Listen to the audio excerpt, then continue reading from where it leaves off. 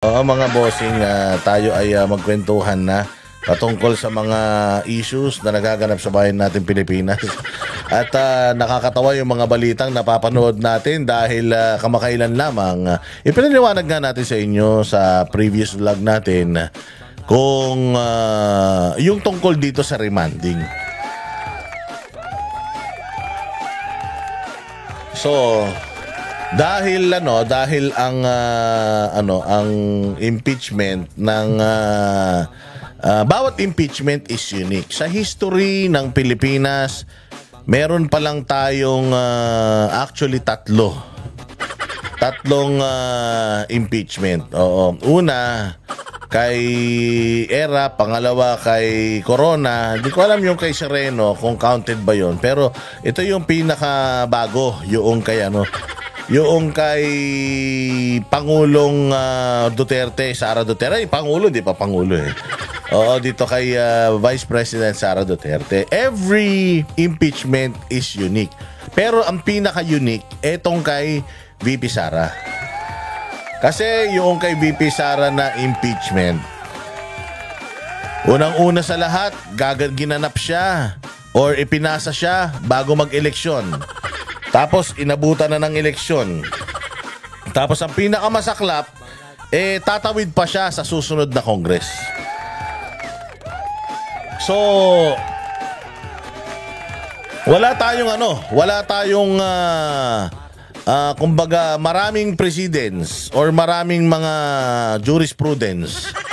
Wala tayong maraming babalikan na mga rules gawa ng bawat impeachment nga na nangyari or ginawa dito sa Pilipinas ay unique.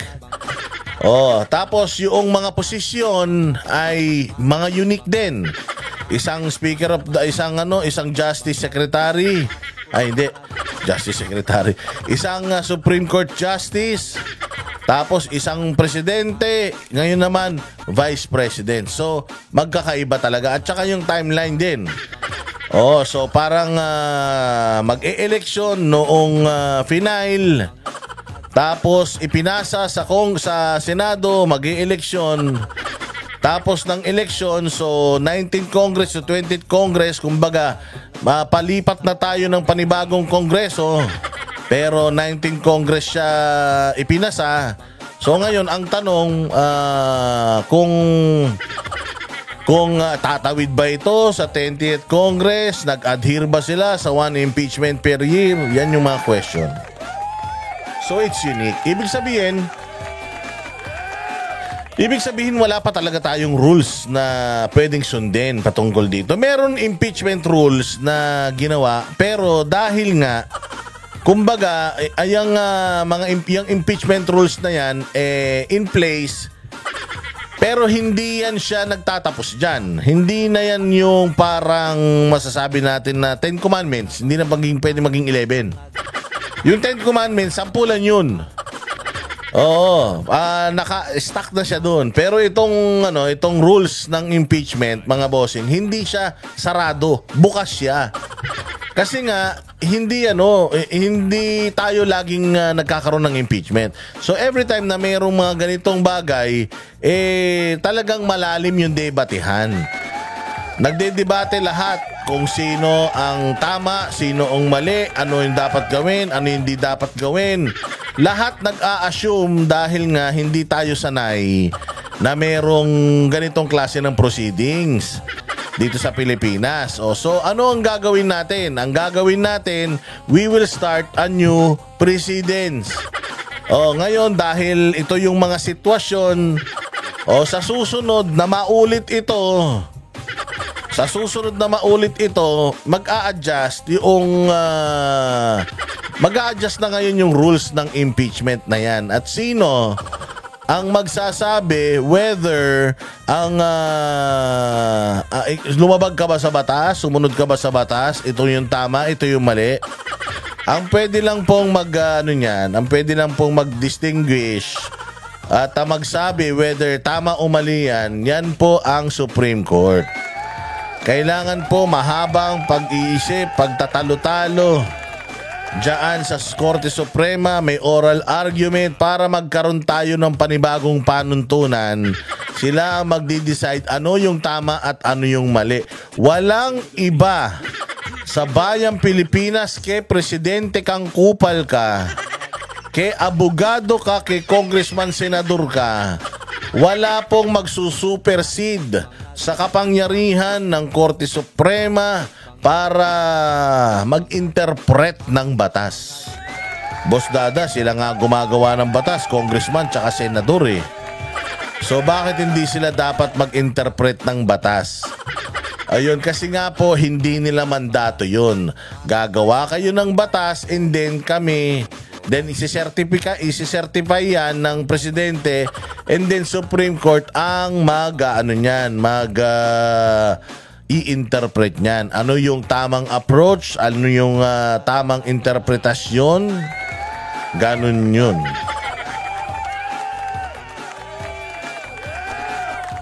So sana naintindihan nyo na yung sistema. Ngayon, yung ginawang remanding ng Senado, tama ba yun o mali?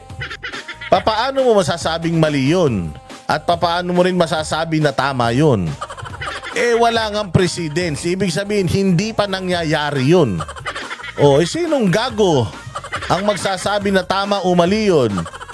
Sa mga normal na mga politiko, kahit abogado ka pang hayop ka, kahit judge ka pa, kahit dating Supreme Court Justice ka pa, kung hindi ka na aktibong Supreme Court Justice, hindi ka pwedeng hindi ka pwede kang mag-speculate, pwede kang mag-lecture, pero hindi mo pwedeng sabihin na ikaw yung tama. Bakit? Kasi hindi ka na membro ng Korte Suprema. Isang isang ahensya lang po ng gobyerno ang magsasabi kung ano yung tama at mali, lalong-lalo na dito sa impeachment ni VP Sara, lalong-lalo na dyan sa remanding. Yun lamang pong, wala pa pong nangyaring ganyan. Ito pa lang po ang kauna-unahan. Kaya kailangan pagdebatihan pa yan doon sa kataas-taasang hukuman. They just assumed, itong mga senador just assumed na since it's kumbaga function of any court in the country to remand, lalo na kung nakikita nila ng depektibo, they assumed na na pwede nilang gawin yon sa pwede nilang gawin yon sa impeachment court. Kasi korte rin sila eh. Now, sino magsasabi na mali at tama yung ginawa nila? Pwede nilang gawin. Bakit? May kapangyarihan silang gawin yun. But again, merong korte na mas mataas sa kanila. Sino yun? Yun po ang Supreme Court. So ngayon, kung kini-question natin kung ano yun nangyari, tama ba yan o mali, kailangan nandalin sa Supreme Court yan.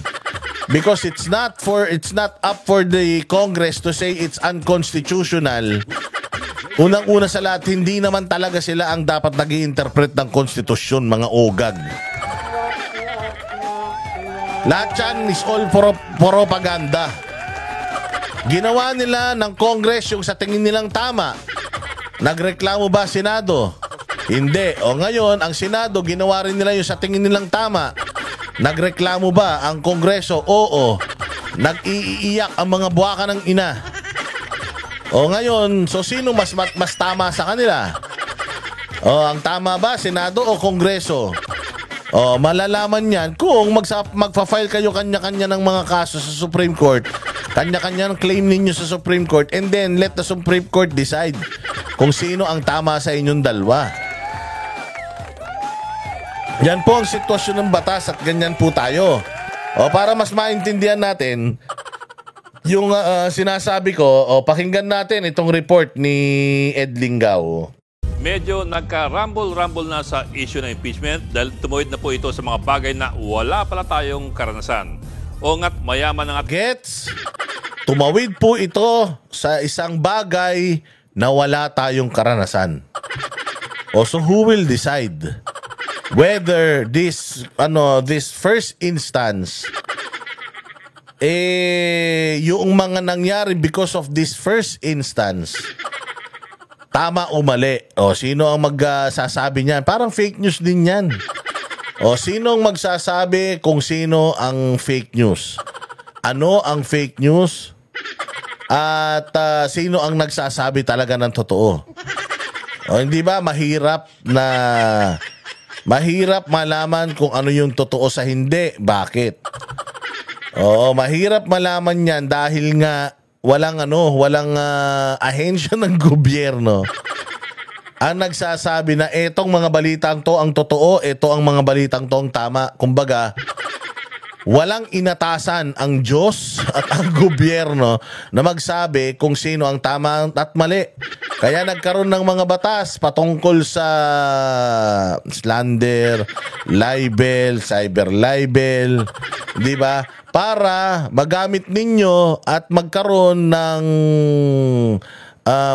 kumbaga magkaroon ng ahensya ng gobyerno na magpapatunay whether yung claim mo or yung claim niya ay yun ang tama o mali. Magsasampa tayo ng kaso. Laging ganun yun eh.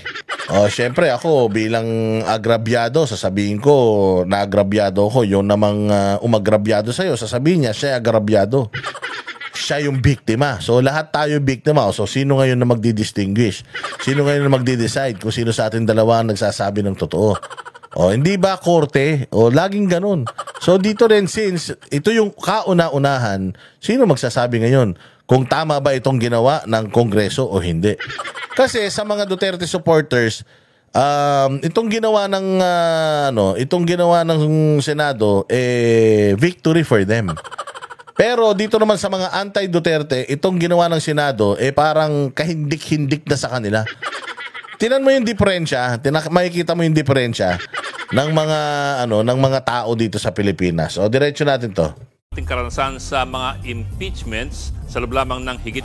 Yan pala, yung kay Mercedita Gutierrez, kay Erap at saka kay Renato Corona. So tatlo pa lang sa history ng Pilipinas, ilan siglo na tayo. Tatlo pa lang yung na-impeach at magkakaiba pa ng posisyon.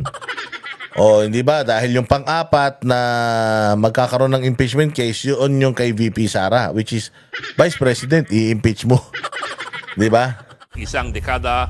Tatalunan pa nga kung halimbawa ang Vice President i-impeach, sinong papalit sa Vice President Isang Pangulo, isang Chief Justice at isang Ombudsman. Pero ngayon lamang sa impeachment ni VP Sara Duterte, makakaranas tayo ng impeachment na tatawid ng eleksyon at ng dalawang magkaibang kongreso, ang 19th and 20th Congress. Magbabago ang ilan sa mga hurado. At ngayon lamang din tayo makakaranas ng impeachment court na ibinalik ang reklamo sa kongreso. Pwede pala yun. Actually, pinag-aawayan pa kung pwede nga yun. Dahil sabi nga nila, pagdating sa impeachment, sui generis. Unique po siya. Maraming bagay sa kanya na wala ang kahalintulad. At dahil po dyan, maraming mga bagay na ngayon pa lamang masusubukan at hindi po natin alam kung paano ito magtatapos. Halimbawa, ang amended motion ni Senator Judge Bato de la Rosa na ibalik ang Articles of Impeachment doon po sa Kongreso. Wala pong provision sa konstitusyon tungkol sa pagbabalik. Diba? Walang provision sa konstitusyon. Tama o mali? Sabi nung iba, mali yan. Wala nga sa konstitusyon pero ang Senado po ay meron po silang kapangyarihan na gumawa ng sarili nilang rules. Hindi lang po kasi isang tao ang kumbaga, hindi lang po isang tao ang Senado. Ang Senado po 24 sila. So when they make a motion or when they make a decision, it has to be voted. Pinagbotohan. Itong motion na ito, pinagbotohan ng itinalaga ng batas na legal na gumawa ng mga rules. Hindi ba? Mayroong mandato ang Senado na gumawa ng sarili nilang rules. Kaya nga madami sila diyan Meron silang pag-uusapan and then yung pag-uusapan nila will come up into whatever and then that whatever pagbobotohan yan. Majority wins. Ngayon kapag pinagbotohan yan at lahat naman ng mga senador na ito ay legal at sumumpa na gagawin nila, ipagsusunod sila sa batas, gagawin nila ang mandato ng tao. So yung ano na yun, yung kanilang panunumpaan na yun ay magsisilbing batas. So illegal ba yun o hindi? Legal yun. Nasa kapangyarihan nila yun eh. O hindi ba whether it is constitutional or not, sinong magsasabi? Supreme Court. Supreme Court. Hindi Congress, hindi si Chel Jokno, hindi si Leila de Lima. Sino ba yung mga putang ina niyan? Hindi yung mga makakaliwa na si Renato Reyes na pagkahaba-haba ng baba. Hindi hindi yung Bayan Muna, hindi yung Akbayad, hindi yung ACT Teachers Party List ang magsasabi whether itong ginawa ng Senado ay constitutional or not. Putang ina nyo, gusto nyong sumunod tayo sa konstitusyon. Ang sinabi ng konstitusyon, isang reklamo ng impeachment, 1 taon. Kung hindi ba kayo mga bobo, 3 impeachment complaint ang ipinasa ng mga kupal na mga makabayad black. 3. So sumunod ba kayo sa batas o hindi?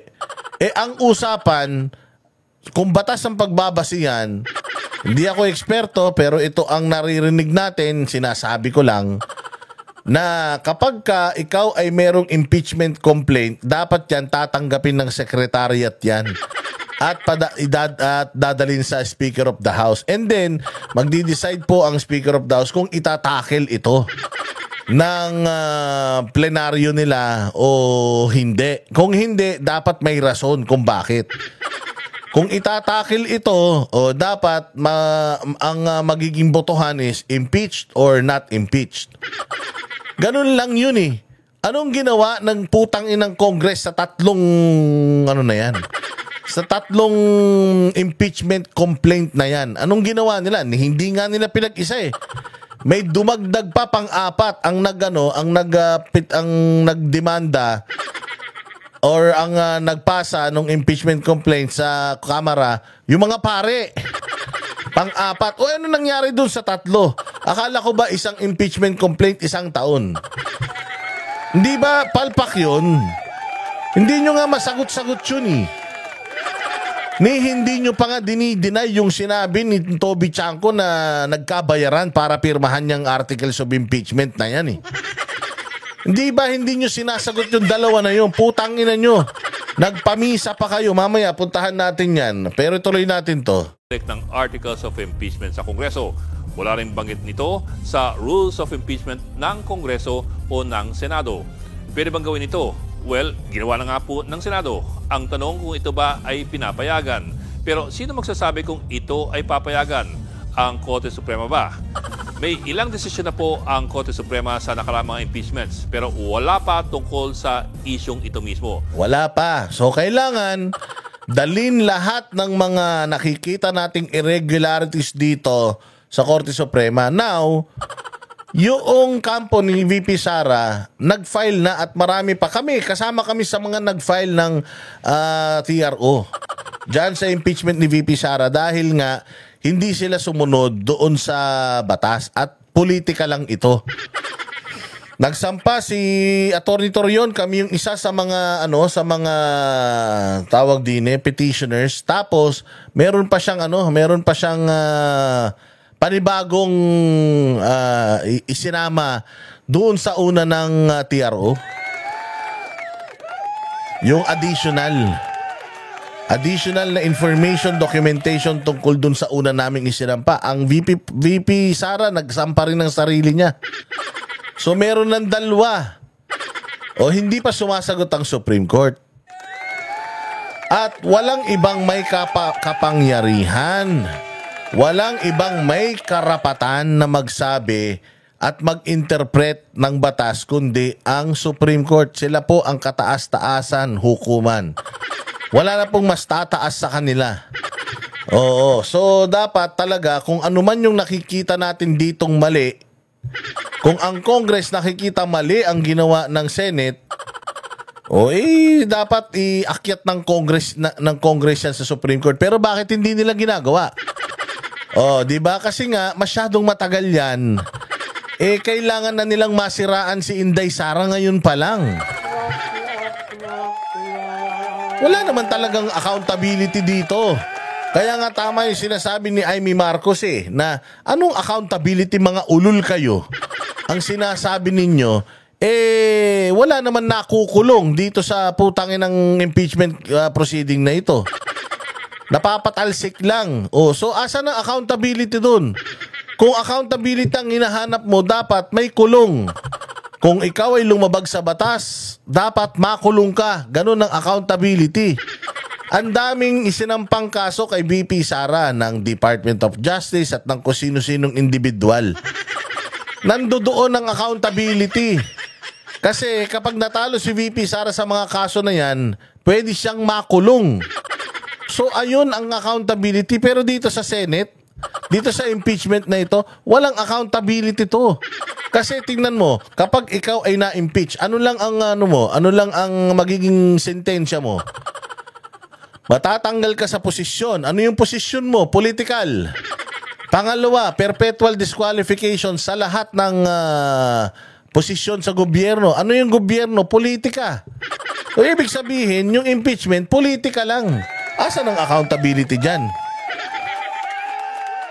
Napipigilan nyo lang yung pinai-impeach ninyo na makatakbo sa susunod na eleksyon. O di ang ibig sabihin, politika yan. So nasan yung accountability sa politika kung talagang naghahanap tayo ng accountability? Silya Electrica sa lahat ng mga kawatan sa Pilipinas. Yan nga ang pinanunukala ni Pastor Apollo Kibuloy na zero corruption, dapat ibitayin lahat ng mga magnanakaw. Kay maliit, kay malaki, pag nagnakaw, pera ng gobyerno ginasta. Dapat, dinidedo yan. Patayin. O hindi ba? Sunod na tanong na wala ring malino na sagot. Utos ng Senado sa Kongreso i-certify na hindi dito nilabag ang constitutional ban ng one impeachment complaint per year. Ang tanong naman ng ilang dalubhasa, kung sasabihin din pala ng Kongreso na nilabag nito ang konstitusyon, bakit pa nito inakyat ang impeachment complaint? At ang pangalawang... Ang sagot doon, nilabag nila yung sarili nilang batas, inakyat nila yan dyan kasi gusto nila na yung bola mapunta sa kanila at saka gusto nila magkapera diyan sa impeachment. Hindi ba nga nagkabigayan, sabi ni Toby Chanko? So gusto nila magkapera, pagkapirahan yan. In order for them to have money, tayo ng impeachment, patagusin na natin yung impeachment para itong amo natin na si Tambalugaw, gustong-gusto maging presidente niya ng Pilipinas. Para masiyahan siya, nagkapera na tayo, wala pa sa atin yung burden, nandiyan sa Senado. Puta, matatalino yung mga senador. Mas matatalino kaysa sa mga kupal na congressman. So, ang sagot doon sa tanong mo, na kung illegal ito, bakit nila ito inakyat? Kasi sa pera, kasi sa korupsyon. Ganun lang yun, Edlinga. Huwag bulag-bulagan. Alam mo na may sagot dyan. Utos ng Senado, ng Senate Impeachment Court sa Kongreso, isa raw assurance mula sa susunod o sa 20th Congress na nais itong ipatuloy ang impeachment complaint. Ang susunod na Kongreso po ay wala pa. Mabubuo pa lamang ito sa Hulyo 28 para sa sona ng Pangulo. At ito pa po, kasabay ng mga utos ito sa Kongreso, inutusan na rin ng Senate Impeachment Court si VP Sara Duterte. Ano ba sinisigaw ng mga komunistang kupal? Ang sinisigaw nila, kayong mga senador, tanggapin ninyo yung trabaho, mandato nyo yan, yung dinggin. Yung impeachment ni VP Sara, anong ginawa ng mga senador? Tinanggap nila. Nag-convene sila bilang impeachment court. Nakarobe na nga sila. Nanumpa sila, nag-take oath sila isa-isa. So anong tawag doon? Nag-convene sila. So nag-adhere ba ang Senate sa kanilang mandato? Oo. Nag-convene sila eh. So anong iniiyak nyo? Sabi ng mga universities, kailangan tanggapin ng Senado yung mandato gawin ng Senado yung mandato na dinggin yung impeachment ni VP Sara. Oh, ginawa ng Senado, ba't galit na galit pa rin kayo? So, ibig sabihin, isinampan nyo tong kasong to at talagang gusto nyong manalo. Kung hindi may impeach si VP Sara, regardless kung sumunod o hindi sa batas, itong Senado, kahit na sabihin na natin na itong Senado na to ay talagang hindi na ni-remand, tinuloy-tuloy yung hearing na yan. I am pretty sure na kapag ka na-acquit si VP Sara, putang ina nyo, magrarally pa din kayo. Magpo-post pa rin kayo sa mga social media nyo na patay na demokrasya. Galit pa rin kayo kay VP Sara. So, anong punto nitong impeachment na ito? Sasabihin nyo na there's nothing personal. There's nothing personal? Putang ina niyan, saan ka makakita ng Vice President gusto nyong ipatanggal? Hindi ba? Ang dami-dami magnanakaw sa Pilipinas. Nandyan yung mga congressman na magnanakaw. Nandyan yung mga pagnanakaw dyan sa Malacanang. Napakalalaking mga pera yan. Ang daming mga expose patungkol sa mga kahayupan ni Saldico. Hindi ba? Sa mga kahayupan ni Romualdez na may kaso pa ng bribery. Tapos si Inday Sara ang magnanakaw. Putangin natin ninyo si Rog Gutierrez. Gaano karaming kontrata ang nakuha ng kupal na yan? Si Ortega, tingnan nyo kung gaano karaming kontrata nakuha niyan. O tingnan ninyo si Zaldico tsaka yung kumpanya niya kung gaano karami ang kontratang nakuha at nakukuha nila. O simula nung sila'y umupo dyan, hindi ba conflict of interest dyan? O, yun ang dapat iniimbestigahan nyo. Yung mga pagnanakaw nyo. Because again, kung titingnan natin yung dami ng mga kontratang nakuha ninyo sa gobyerno, habang kayo'y nasa gobyerno, bilyon. Si Inday Sara, wala pang 100 milyon. Yung notice of disallowance na sinicertify naman ng COA na walang issue. Ginagawan nyo lang ng issue, tapos hinahabol natin. So, whether ito si VP Sara ma-impeach o hindi, kahit ma-acquit siya dyan sa Senate at mapatunayan niya na wala siyang masamang ginawa, masama pa rin siya sa paningin nyo. Oh, so what is the whole point of this impeachment? Kung gusto nyo lang masunod yung gusto nyo. Oh, ang problemang malaki kasi, ganito.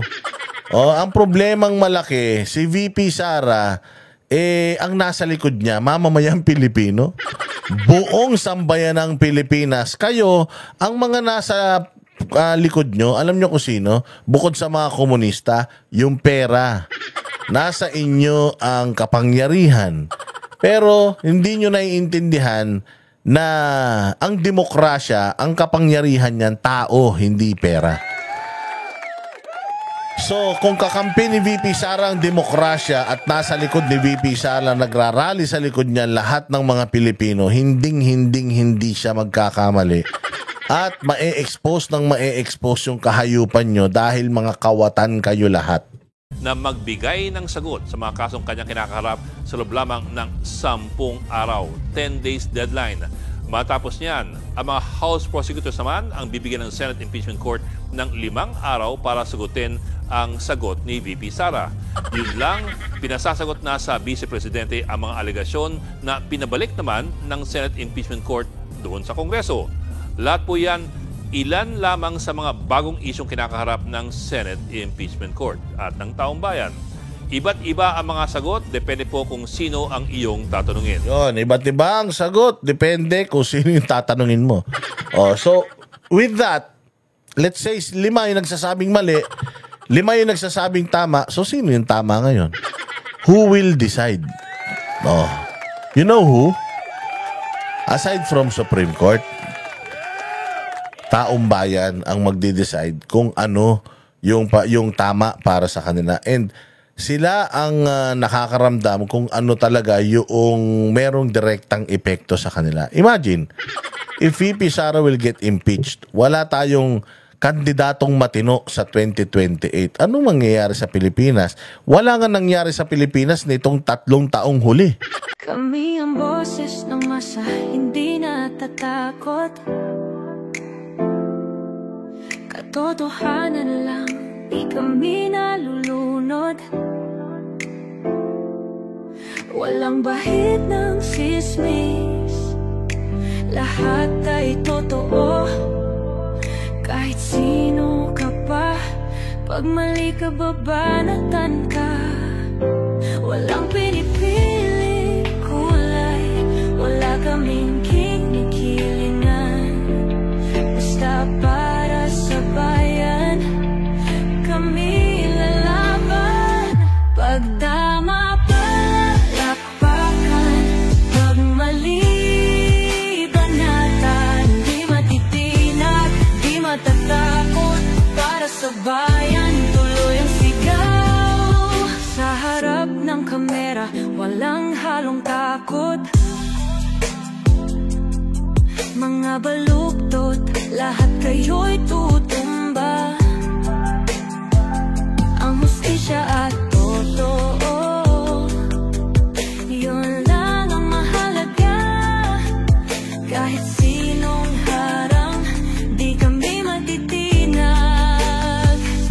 Walang pinipiling kulay, wala kaming kinikilingan. Basta para sa bayan, kami lalaban.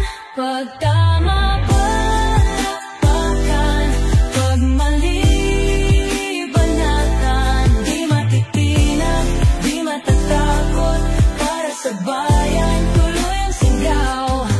Kung nasa tama ka, ikaw ay aming kasama. Pero pag mali ka, handa ka na bang mabasag? Banateros kami, walang inuunan. Dahil bayan muna, bago ang sarili.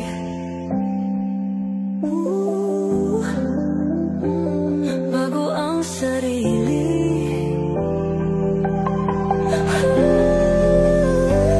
Pag tama palakpakan, pag mali banatan.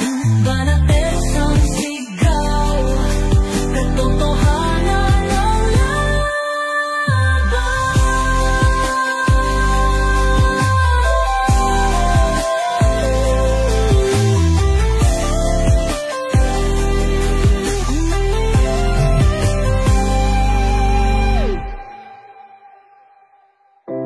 Sa harap